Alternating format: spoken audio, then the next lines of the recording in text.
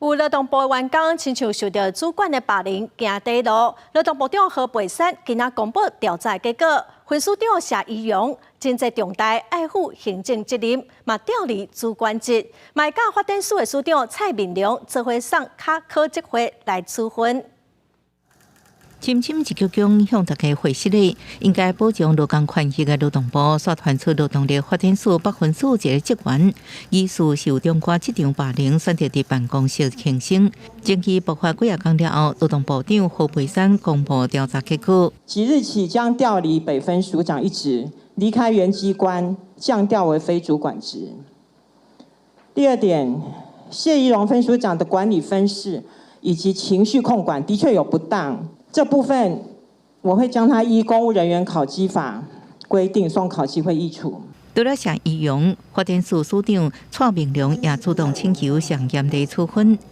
会斗阵送考绩会来议处。还原时间表，在1月7日早起7点半，被发现职员伫资讯小组办公室内底轻生。在1月7日，网络顶悬传出职员疑似遭到霸凌，事件滚假。在1月7日，劳动部调组调查小组13用访谈甲无写名字的问卷来调查。在1月19公布调查结果。认定伊长期超时工作，事发进前真侪天上班拢超过12点钟，而且无得到工作所需要资源或者是支持。张依荣虽然无法度证明有实际职场霸凌的情形，毋过确实会对同事大声辱骂，情绪控管无好，咆哮、侮辱、贬低同仁的这些行为，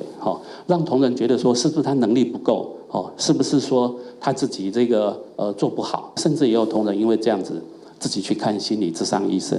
何培山伫会后也过一摆，局长会室内表示会全面停止智能就业服务系统表现，检讨真正配置问题，也对方劳动奖章。对媒体问到谢依荣是毋是背景的，才无停职，何培山澄清劳动部无直接停职的权利，要经过考绩会定数审议，相当才能停职。记者综合报道。